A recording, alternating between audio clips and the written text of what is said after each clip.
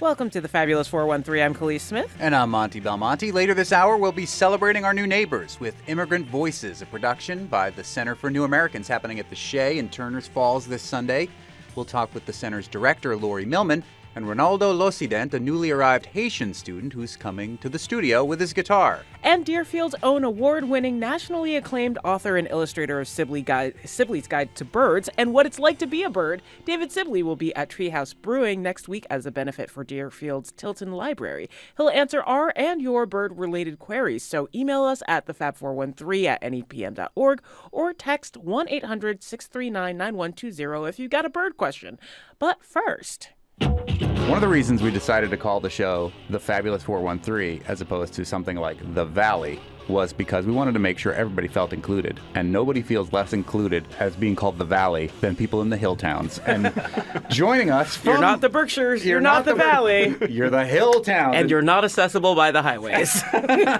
Joining us from the Hilltown CDC and the Hilltown Mobile Market is our special guest on our Local Hero Spotlight today, Hunt Chase and Phil Corman from CISA, who are the Local Hero folks. Hunt, tell us about the Hilltown CDC. This is not the Center for Disease Control, as most people know at this point. It is the Community Development Corporation. Yeah, it's been working in the Hilltown since the 80s. We deal with trying to improve the quality of life for a lot of rural residents. We have subsidized senior apartments, transportation networks. We do a housing rehab program. We also step in with the arts and culture, and we recently got the town of Cummington a cultural designation, which is pretty cool, the first rural one in the state. In addition to that, we do some food access stuff, and the Keep Farming and the Hilltowns initiative started, I want to say like 2016 or so. And out of that came the mobile market, which is why I'm here today. And that's been trying to connect local farmers to their community members. We're now entering the 5th year, which is pretty exciting. That answers my next question, because I was about to say, was the Hilltown Market something that came out of COVID, or was it something that preempted COVID? And it preempted it, which is even more cool. Yeah. We actually got together with a whole group of farmers and talked about how to reach their community better. And then we started up the Hilltown Food Policy Council to try to get the consumer perspective on the best way to serve the community. Out of that became the mobile market. Our first year, I think we had like 35 members and 2 stops. As of last year, we had 18 different locations we were distributing to, and we had basically a 470-person customer base. That's huge, and that's a big growth in a short amount of time. Phil, you were kind of intimating that necessity is the mother of invention, and there are other CDCs, Community Development Corporations, that focus on things like transportation or other issues, but that the Hilltown CDC has its own unique bent towards how it serves its community. Yeah, I think CDCs are such important parts of our community fabric. And, we have the Franklin CDC doing amazing work in the food processing center. That's where, like, the Real Pickles of the world have grown out of. And they have the commercial kitchen there that has been an incubator for businesses, a lot of which have to do with food. And Valley CDC does amazing work around housing and a lot of small business technical assistance. A lot of the CDCs do all of them. But I think the challenge maybe in the Hilltowns are that we have farmers doing great farming, but how do we get the food to people who have less resources and don't have transportation? And maybe you could describe what a mobile market is, so we're not assuming all our listeners know that. Yeah. The first couple of years of the mobile market, we were predicting what people wanted, and we would aggregate produce from 5 different farms, bring it to these different locations, and it would be similar to a traditional farmer's market. You pop in, you see all the produce on a table, you pick what you want out of it, you go home feeling happy and excited. Once we hit above about 100 people serving that way, it got impossible to predict what people actually wanted. So we had a lot of folks waiting in lines and not necessarily getting the right cluster of tomatoes or something that they wanted. So we had to be a little more creative, right? But the mentality or the idea of it is still the same. Like, we're trying to get food to people that need it, trying to keep Hilltown dollars in the Hilltowns. And we're trying to really create a stronger sense of community between the producers and their neighbors. So we do a lot of features with the local farms we work with. We try to encourage folks to go to their farm stands and buy stuff directly from the farmer. This is a totally transparent operation. So even as we've transitioned, it's a non-competitive market, right? So we're working with like Berkshire Grown and Berkshire Bounty to help them develop their mobile market scene out there. We've also been working with the Amherst mobile market people to try to grow their program because there's people out there that need the food. We live in these fertile valleys. We have this beautiful soil, and there's a lot of people that take great pride in just like eating with the seasons and eating locally. And we just want to make sure that farmers aren't having to drive an hour to go to participate in a farmer's market and sell to people that they don't know. Because transportation is a huge issue, and that while all of this stuff is happening in the Hilltowns, it can be hard for some Hilltown residents to get to the stuff, even though that it's happening in the Hilltowns. So the Hilltown Mobile Market comes to them. We're speaking to Hunt Chase from the Hilltown Mobile Market and the Hilltown CDC. What are some of the farms in the Hilltowns that are part of this market? Oh, wow. Okay, we have close to 20, if not over 20. You don't have to mention them all, but it's fun to name check at least a few. Let me see if I can name them all. That would be really exciting. So we have Cream of the Crop, Intervale, Mayvale, Pause and Pivot, Foxtrot, Hart Farm, Good Bunch, Fern Hill Farm. Then we're coming back up. Then let's see, then we're going to have Sawyer Farm, Four Corners, Kinney Brook, Cure for Boredom, Stonebridge, Bernice, Clark Brothers Orchard. We're working with Reed Poultry this year. They're our chicken producers, which is pretty great. Everyday Farm, Sage Farm.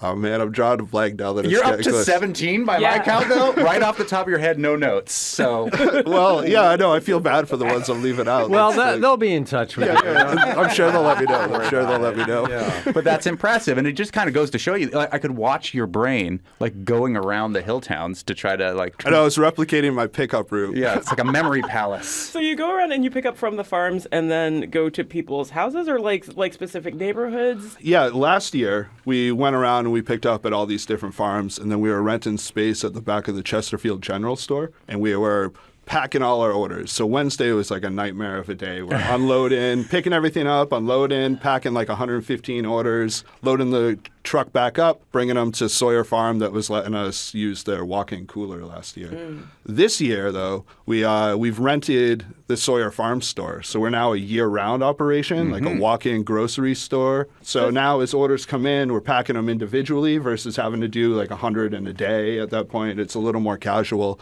But then also, in addition to that, we have a free fridge out on the patio that's open 24 hours a day, 7 days a week. Be cool if you're going there because people do live in the house, so no like 3 a.m. stops to get your stuff. But we're loading that up with this rotation, constantly rotating local produce. Sometimes there's dairy in there. We just gave away I think like 30 dozen eggs, and all this other stuff. So it's like as farms reach out with their abundance, we're buying it, putting some in the store and selling it, but putting most of it back into like the free fridge for people just to pop by and use it. It's pretty exciting. We've been open for, I think, 5 weeks now, and we've already given away about $3,000 worth of food through the free amazing. fridge, That's which fantastic. is pretty great. That is Hunt Chase from the Hilltown Mobile Market and the Hilltown CDC, and Phil Corman from CISA, the local hero folks. For farmers markets, usually to make it, and if they are committed to reaching everybody in the community, regardless of income and access, they usually do need, middle class and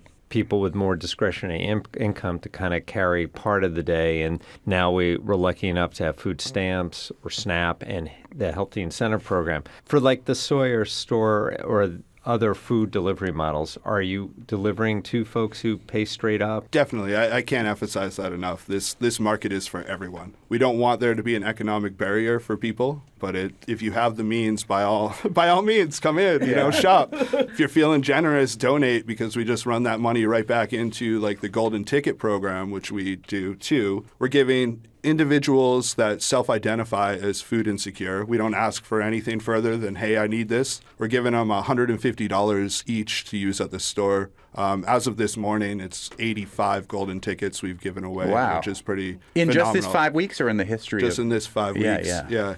So we've already more than doubled what we gave away for free food last year during our 18-week season, and we're only 5 weeks into it. It's kind of sad that it's showing what's happening in the world and the economies, but I'm happy that we're able to help people out through the grant sources that we also have that help sustain this program. And you think you'll be able to keep up with that demand even if it continues to increase? I am unsure of. Yeah. I hope so. I lose sleep thinking about it, you know, but because there is such a huge demand, and it really stinks to have people like call in or email and you're like, I'm sorry, you're on a waiting list, we're out of funds. But the issue with grants is if the funds exist and you can get them, then you can do it, but you're trying to predict a year in advance of what you're actually going to be doing. And when we first wrote this grant that we're using from MDAR, the Local Food Purchase Assistance Grant, it was written a year ago when we were still just an 18-week program, right? So even though we have $40,000 worth of food to give away in 2 years, that was based upon the idea of us just being an 18-week-a-year program. So now that we're year-round, we're moving through it a lot faster, which is to be expected, but, you know, it definitely leads to those sleepless nights when you wonder what you're going to do when funds run out, or if there's like a transition in political power and those grants no longer exist. It's a systematic problem, but we're just putting Band-Aids on it. And it's all important work that we're doing, but at the same time, it's not changing like at the core what's happening here, right? We feel good about the food we're giving away. There's still more need than what we have funds for. And, you know, we're still out there writing grants, hunting it down, trying to increase this, because even with all the food we're giving away, farmers are still being paid their fair share on it. You've expanded from 5 farms to like 20 farms. Is there just like word of mouth amongst farmers about what you're doing? Or do people approach you? Or do you find out about new farms and just see if they want to be a part of this community development? Honestly, all of the above. Oh, great. Right? Yeah. It's a trust building thing, right? So we work with farms, and then it's like working out. They trust what we're doing, and they spread word of mouth. Or we have new folks that have moved up into the Hilltown region that are agriculture producers reaching out, seeing what we're doing. We don't turn anyone away in the Hilltowns. We might try to steer, you know, farms away from all of them growing Swiss chard, you know? Right? We're trying to, you know, keep a lot of diversity going as far as products go. You know, as far as this like year-round market program goes, like it's farmer input, you know, like we had a series of meetings to try to steer the future of this like nonprofit grocery store. And I don't think that most agricultural producers ever really have that opportunity to come and share and talk about their ideas and how to improve things. We want a lot of different people with a lot of different perspectives helping us to do better work. So anyone in the Hilltowns growing great food, reach out, please. This was an 18-week program initially, and now you're year-round. What are your plans for what this is going to look like in the winter? Colder. Colder. Yeah. If we get this new grant that we applied for, we're going to have an all-wheel drive refrigerated box truck. So hopefully we can continue on with delivery service in the winter. But worst case scenario, we'll just be open at the store. And especially since like a third of the customer base is, you know, seniors at least.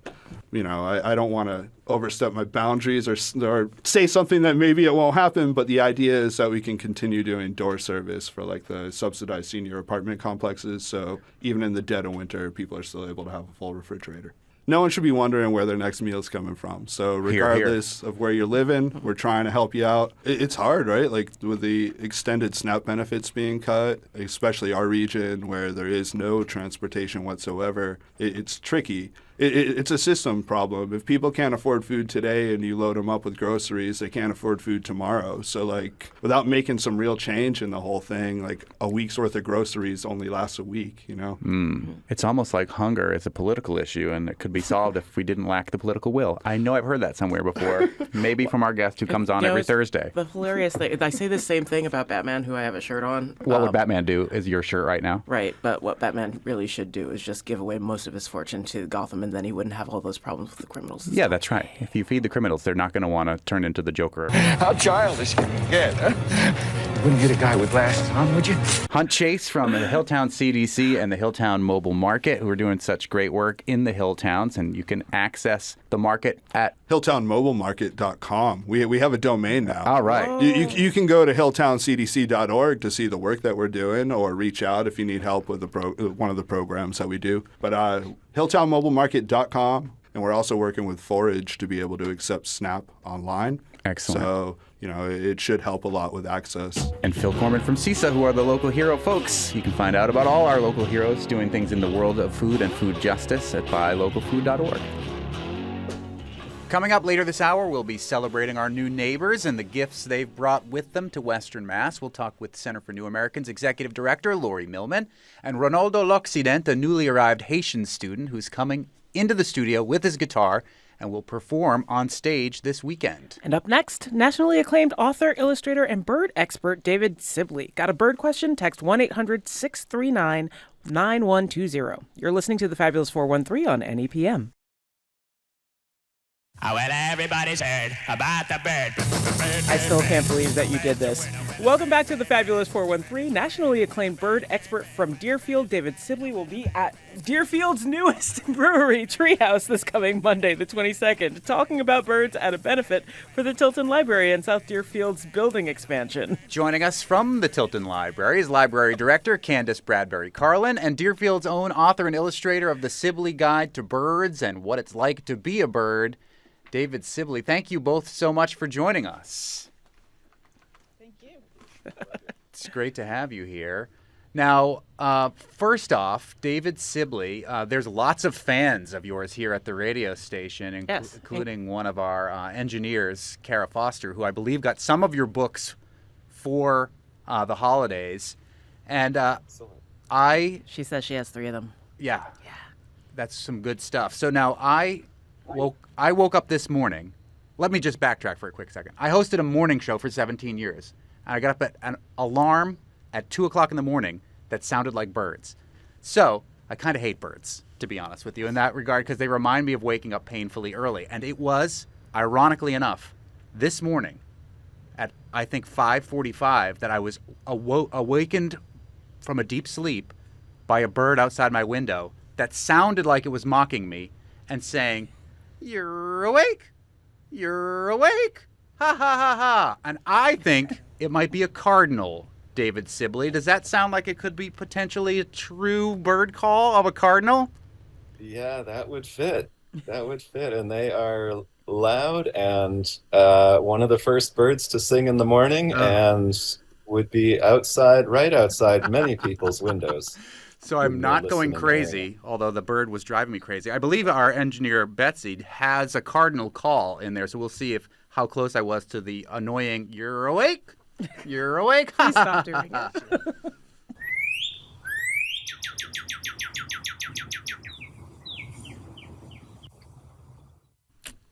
That was pretty much definitely the sound of a bird waking me up. What other early birds are there that get the worm, bird expert David Sibley, that might be responsible for waking us all up too early as the sun comes up?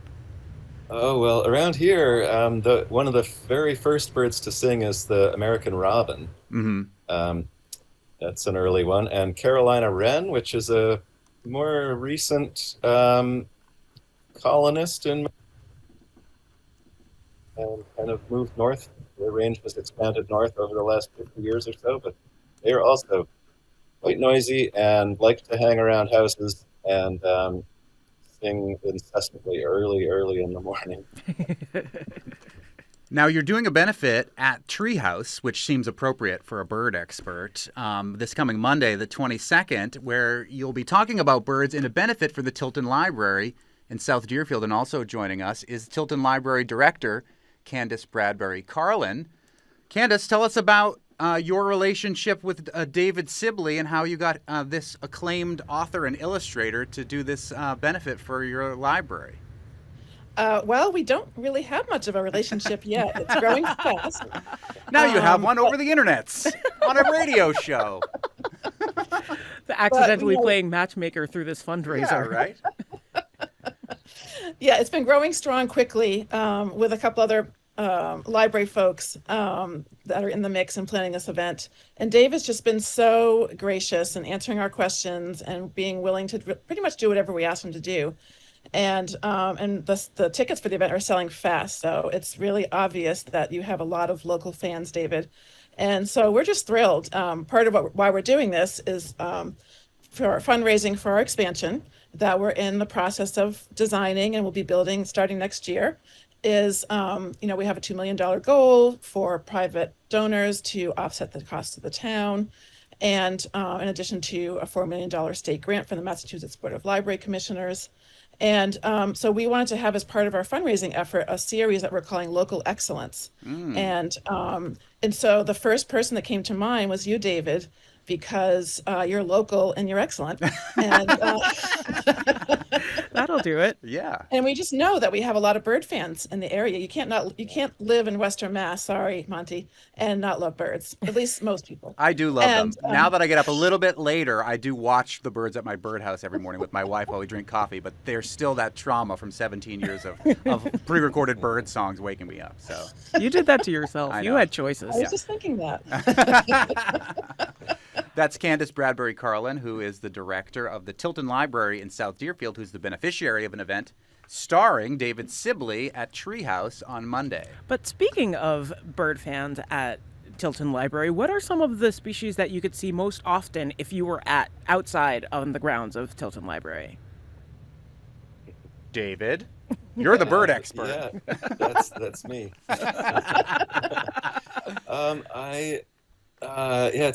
It's a town setting. There's a few big trees, but lawns and close to the center of town. So birds there'd be American robins there, certainly some house finches, little red and brown finches. There might be Baltimore oriole, a really brilliant orange and black bird that they've just returned from their wintering grounds in the tropics, and they're all around now singing, but they would be up in the big shade trees. You could probably see 20 or 30 species just sitting outside the library. That's one of the great things about birding is it works everywhere. You can see birds and see a lot of birds anywhere. We had on a podcast out of Greenfield called Tumble where they were talking about a birder who is blind but has recognized the sounds of so many birds in North America, and that is more likely to encounter the sounds of the birds rather than the actual sights of the birds. Are you proficient in the sounds of the different species of birds, David, as well? Or are you more of, I know you're an amazing illustrator, so you certainly know what they all look like.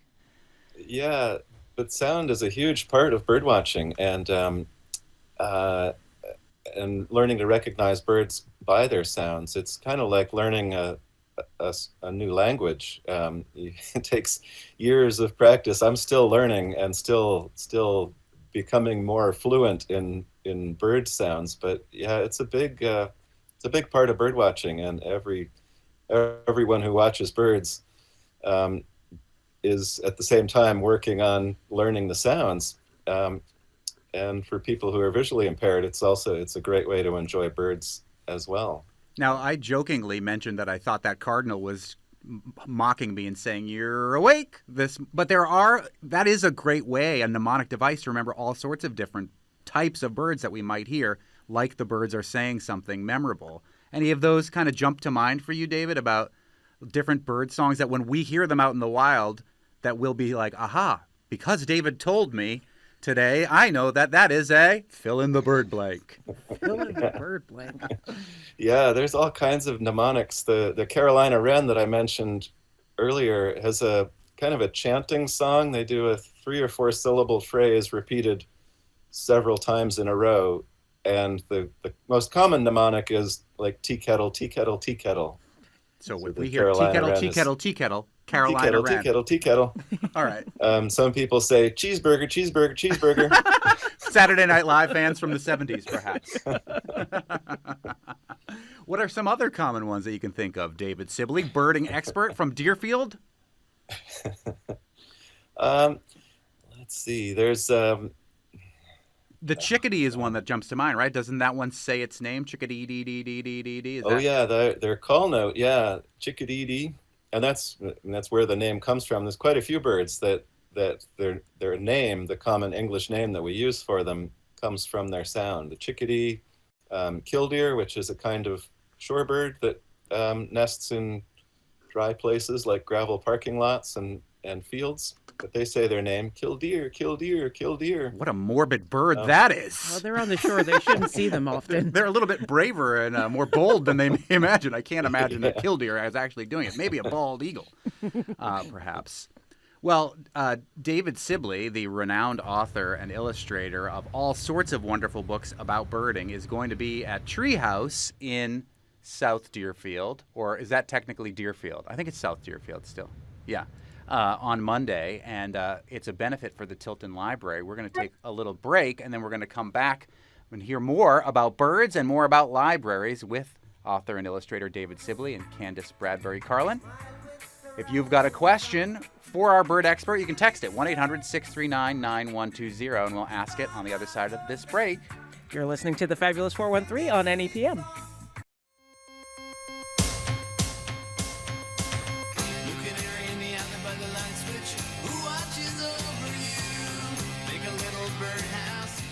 Yes, we will make a little birdhouse in our soul with David Sibley, who's the renowned author and illustrator of the Sibley Guide to Birds and What It's Like to Be a Bird, as well as the director of the Tilton Library, Candice Bradbury Carlin, a benefit for the Tilton Library happening Monday at Treehouse, little birdhouse in our South Deerfield Brewery on Monday. Tickets are going fast if you want to go and support the library and hear from David Sibley. Now, David, if correct me if I'm wrong about this, but I believe you are the son of an ornithologist, lived at around Yale in New Haven, went to New Jersey, and then to Concord, Massachusetts. What brings you to our fabulous 413 to Deerfield? Yeah, it's a long and winding road. There are other Beatles songs about birds, if you'd like. I meant to put another one in there, but yeah, there's plenty of them. My father's an ornithologist. My mother was a librarian, so that's so perfect. Also a connection for this event.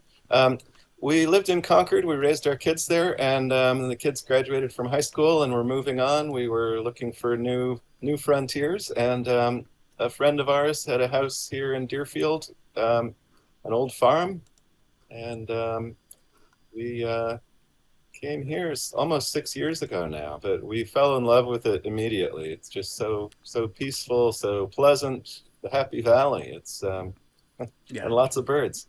So it's just been really great. And we are settled here in Deerfield now for the foreseeable future.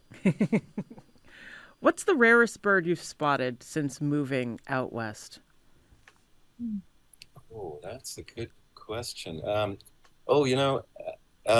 There's a place in Turner's Falls called the Power Canal. Many people probably know. I live right there, so don't stalk me. But nice. Yes, I live there. Yeah, so it's a great birding spot. It's one of the only real significant patches of open water besides the river, and it stays open all winter. So it's a good place to look for ducks and gulls and seabirds. And not long, it was within the first year that we moved here, I just stopped in on a mid-morning in March. There were only a few birds there, but one of them was a California gull, which was only the second time ever in Massachusetts. All right, I'm going to have to Google that one because I could probably, it might wake me up tomorrow morning instead of the cardinal that woke me up this morning in the exact same location you're talking about. And we are really lucky there. Give me a call if that wakes you up. Yes. I've seen, there's also plenty of bald eagles around Turner's Falls. There's a big nest in Barton Cove, and I see them down by the canal. I've seen 4 at one time, which, I don't think I saw one bald eagle at all as a child, and now it's like an embarrassment of riches for America's bird in Turner's Falls there. I feel like that riches is still in quotation marks. Yeah. Though.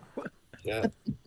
What about a lot of that's because of the banning of the insecticide DDT.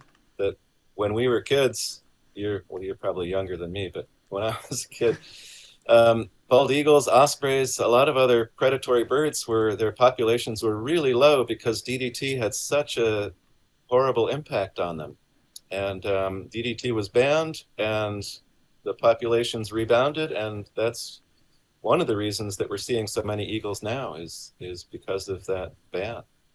While we're talking about depressing environmental issues with birding expert David Sibley, who will be at Treehouse Brewing in South Deerfield on Monday in a benefit for the Tilton Library. Climate change. Are we seeing birds now, or have you in your time of observing birds since your childhood seeing birds now in our regions that we wouldn't normally have seen because things are warming up?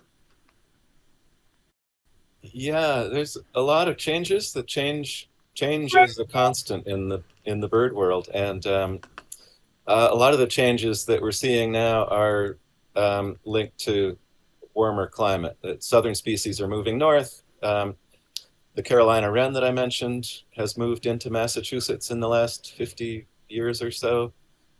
Cardinal also.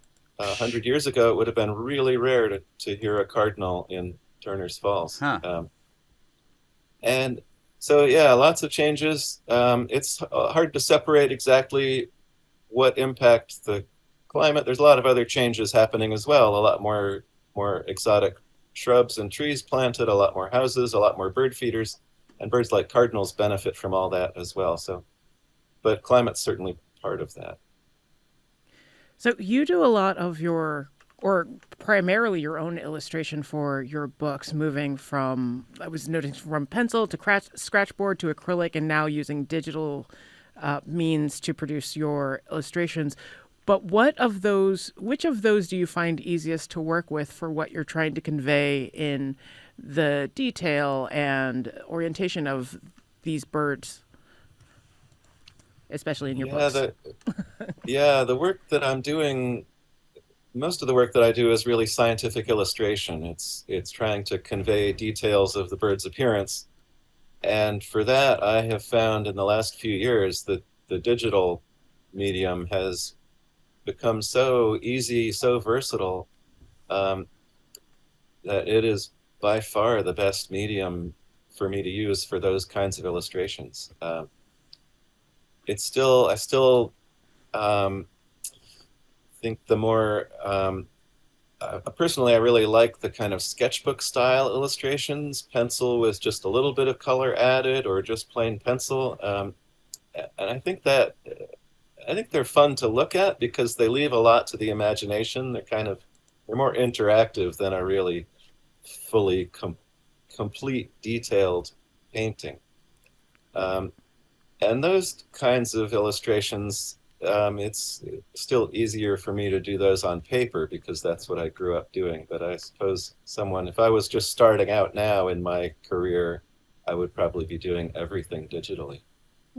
Is there a reason why you lean towards the illustrations, apart from just being a stellar artist, as opposed to photographs in your books? Oh, yeah. For me, the drawing is a big part of the study that I do. So when I'm out watching birds, drawing them it's a way to kind of really get into the study, to look more. It forces me to look more carefully at the bird and then kind of test what I think I'm seeing by drawing it on paper. And photographs don't test you that way. It doesn't force you to look more closely at the bird. You end up concentrating on the exposure and framing the picture and pushing the shutter at the right instant and all of that. But you're not really interacting with the bird as much.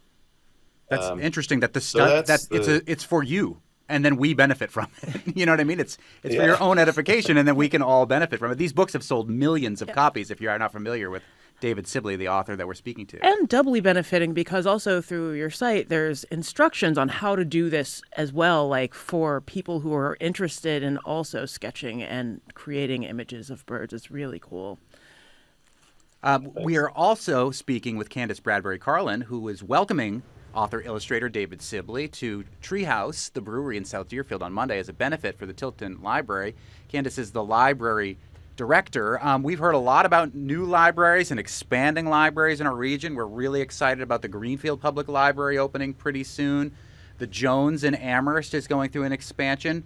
Politically speaking, it's been a little bit of a hot topic in certain communities. How is the community of South Deerfield responding to the expansion of the Tilton Library, and what are we to expect if and when that expansion begins? Oh, well, the expansion is definitely happening. Nice. It's too late now, folks. Now that David Sibley's coming to do a fundraiser, there's no looking back. That's right. No, the town had a special town meeting and election last fall, the deal, and then we signed a contract with the state grant organization, and so we're going through the steps as outlined through the granting organization, the MBLC, and so they've been doing this. The Massachusetts I was almost said Massachusetts Board of Library Commissioners, has been doing this program for a long time, and Greenfield Library is a part of that. They're just like a year or two ahead of us, so we're keeping an eye on them to as a model. And I think the response is great. And anytime something comes to a vote, there's going to be some, there's going to be some debate, there's going to be some disagreement, and that happened. But we came through, and we're really excited. And I think that I kind of believe in that "you build it, they will come" philosophy. And it's definitely true for libraries. And our architect, who's also the same architect for the Greenfield Library, and a bunch of others in the area, said that usually the attendance triples in the first year, and then we'll settle down to double what we're used to. And so I think what we're offering, we don't have a meeting space or a place to do programs. We're going to have a lot of meeting spaces, particularly a large one the community can use. They can get a key when the library's closed.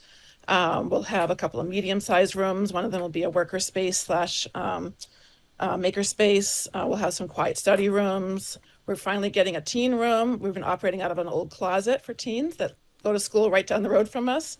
And hope all those teens come out of the closet. Yes. So, and just updating with something the pandemic has taught, I think a lot of municipal buildings, especially libraries, is if you have to close your building, then what kind of services can you offer? And we did the best we could. We're a creative bunch of professionals in the library land, but definitely having more like structural help for that if we need to help people outside of the building. So there's a lot to look forward to. And actually tonight, a couple hours from now, I'll be presenting at the town hall the updated design to the town, and then we're going to move forward to the detailed design. That's excellent. That is Tilton Library Director Candice Bradbury Carlin, who is from the Tilton Library in South Deerfield. A benefit for that library happening Monday in South Deerfield at the new Treehouse Brewery. It will feature the acclaimed author and illustrator now making his home in South Deerfield, or Deerfield, David Sibley. Last question for you, David Sibley. An elusive bird that you've wanted to see your entire life, but it's like your great white whale, but a bird. There's it's going to be an esoteric I love nerdy answer. It's called the Aztec thrush. I had that once. It's basically only found in Mexico. It's endemic to Mexico in the high mountains of central Mexico in pine forest. And once in a while, they wander into southeastern Arizona. And back in the 80s and 90s, I was spending a lot of time in Arizona looking for birds. And multiple times I was within a day of one. A day late or a day early. I'd leave a place and hear, the day after you left, an Aztec thrush showed up. Oh, man. Or I'd hear about one and go looking for it and hear, it was here yesterday, but nobody's seen it now. And they would tell you? So, talk about rubbing salt in the wound. Yeah. Well, good luck on finding that. Birders love to talk about what was there yesterday. Well, now I'm more excited to go and birdwatch along the Power Canal where I live. And you can use his app to do so, and too. Yes, you have apps that we can recognize. The Song Sleuth app for free and another app as well, and all sorts of books. David Sibley, who will be doing a benefit for the Tilton Library on Monday at Treehouse, and Tilton Library Director Candice Bradbury Carlin. Thank you both so much for joining us today.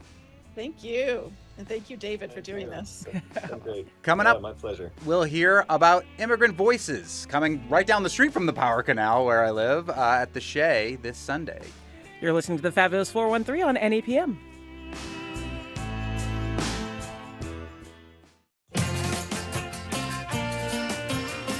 Welcome back to the Fabulous 413. This Sunday at the Shea Theater in Turners Falls, it's the return of Immigrant Voices.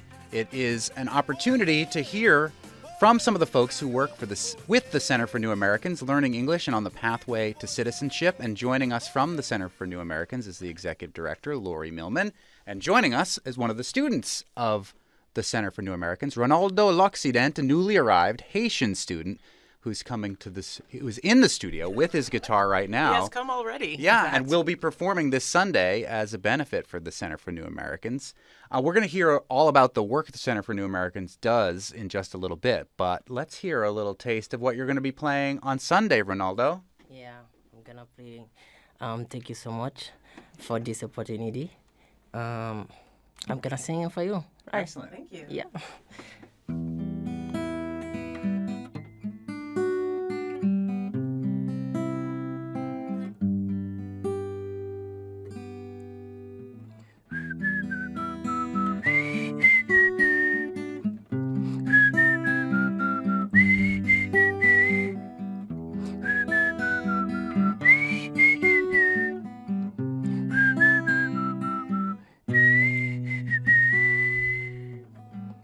Haïti, c'est belle en mer, c'est belle montagne avec rivière, c'est belle plage avec puis cocoyer, c'est belle paysage avec. C'est belle la mer, c'est belle rivière, c'est belle montagne avec belle rivière, c'est belle montagne. Belle rivière.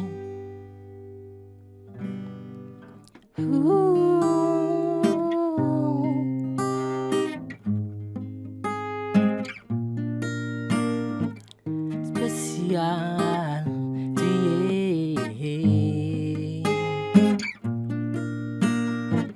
spécial,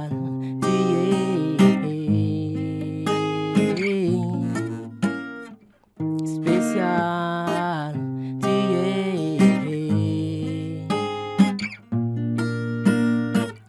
Toujours là pour moi, les problèmes yo am dépendé.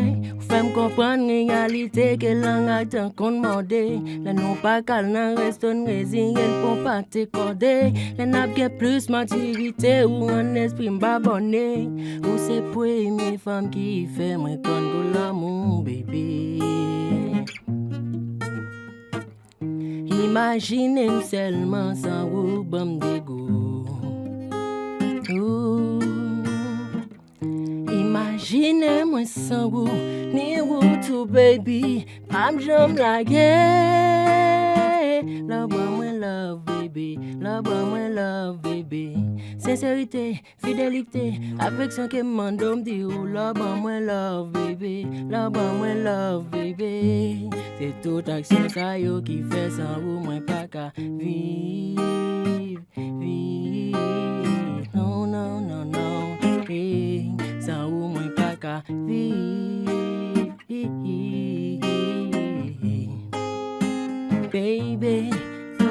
Sans vous, moi pas qu'à vivre, là, parce que rad m'a fait lessive, là, wap laver, dire, m'prend pilon filet, pour on pile lessive, respect m'bao, fais m'ba nan tricher avec, devant famille, devant amis, gade ma fiche, ma veille, l'amour pour vous, c'est un sentiment fondamental, il faut m'y accord, il faut m'y non, mais il fondamental, en qu'est moi chasse, y'en a déjà, si sentiment sale, qu'on y a vin romantique, et moi vin très sentimental. Moi prêt pour monter même dans la fête et puis voir avec moi d'accord faire sacrifice pour vous.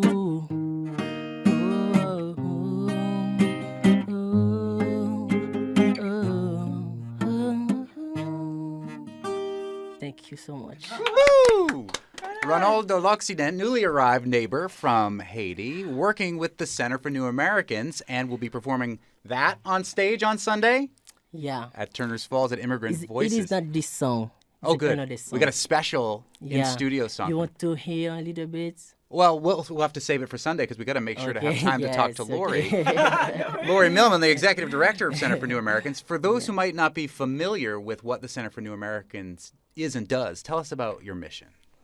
We are a community-based education and resource center, and we welcome and serve immigrants, migrants, asylum seekers, refugees, anyone who wants to be here.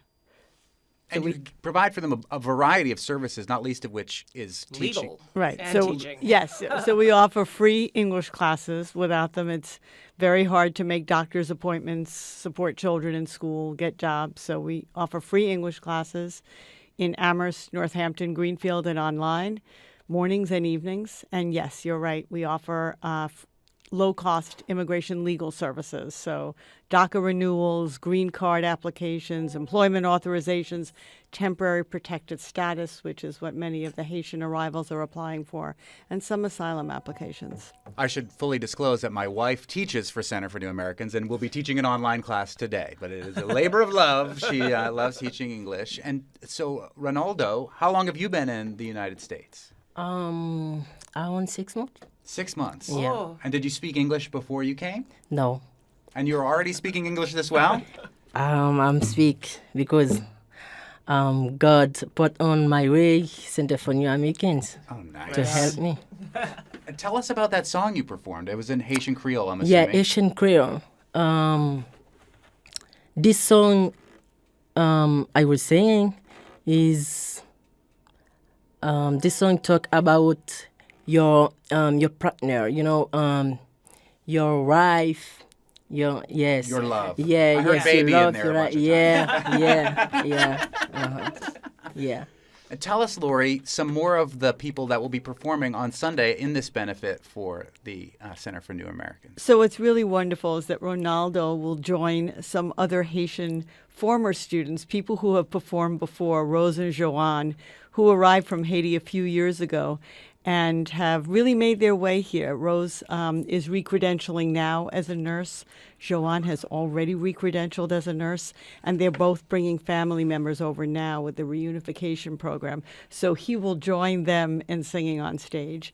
We have the Haguma brothers, who were resettled as refugees by Catholic Charities. They arrived right as everything was shutting down for the pandemic. They will dance. They're from the DRC. We have someone who was an emergency room doctor in Ukraine who will read a poem. Wow. This is a powerful event. I've been to every single one that has happened, and there's never a time where I have not gotten emotional. Yeah. One of the things that I think is so important and emotional for us is that we see people from all over the world in our classrooms, and we see just one piece of them. Mm-hmm. We see students struggling to learn a language they don't know. And when you think about yourself trying to express yourself in a language you don't know, you're not always confident. But on stage, they're experts about their culture and artistic traditions, and then we can learn from them. And that's a wonderful other perspective that I think is really important. That's a really good reminder to regard people as full human beings, regardless of how you're encountering them, right? That's what I love about this event, because exactly as you said. I mean, it started in 2016 when the rhetoric towards immigrants has never been particularly good in this country, but it got vitriolic in a more recent time then. Oh, the irony. Yes. And so, bringing so many of our new neighbors to the stage to show what gifts they have to bring here is really an amazing opportunity. Tickets are still available at a sliding scale, SheaTheater.org, and they go to support the continuing work that you do, doing things like providing English classes and affordable legal services. Right, and we're hoping to see students and performers' families, and people are making donations to create a bank of tickets for everybody. We want to pack the theater. We want to see people who live near the theater, our students, our performers' families, and we're really excited about it. Ronaldo, had you performed on a stage when you lived in Haiti, or is this going to be your first big performance? At church, yeah. At the church? Yeah. It's still So- performance. All of our great gospel singers got their start there. Yeah, around 5 years ago, so I'm not singing, not practice nothing, and now. So it's brushing You see, off old talents that haven't seen the light in a couple. Yeah, so I'm so very excited, nervous, it's like that, yeah. Well, we're excited to see you, and I'm excited to see that event happen again. I fully disclose, as the president of the board of the Shea, I stand nothing to gain from this actual event, but that it was a labor of love to bring it to fruition that first year in 2016. And despite the pandemic and using digital means, we've figured out a way to make it happen year after year. So thanks to you, Laurie, for making it happen year after year as well. Well, you said you wanted the Shea to be a space, a community space, and we're so happy to have our community populate it. And it's one of my favorite moments of the entire year. So looking forward to it this Sunday night at the Shea in Turner's Falls. Thank you both so much, Roberto Loccident and Laurie Millman from the Center for New Americans. Tomorrow on the Fabulous 413, Emmy Award-winning filmmaker from Florence, Larry Hott, will get a preview of his documentary, The Niagara Movement, The Early Battle for Civil Rights, coming to PBS this fall. And Emer's Shivaji Kumar, a digital accessibility strategist celebrating Global Accessibility Awareness Day, and we'll sneak in a chat with word nerd Emily Brewster, resident wordster from Merriam-Webster.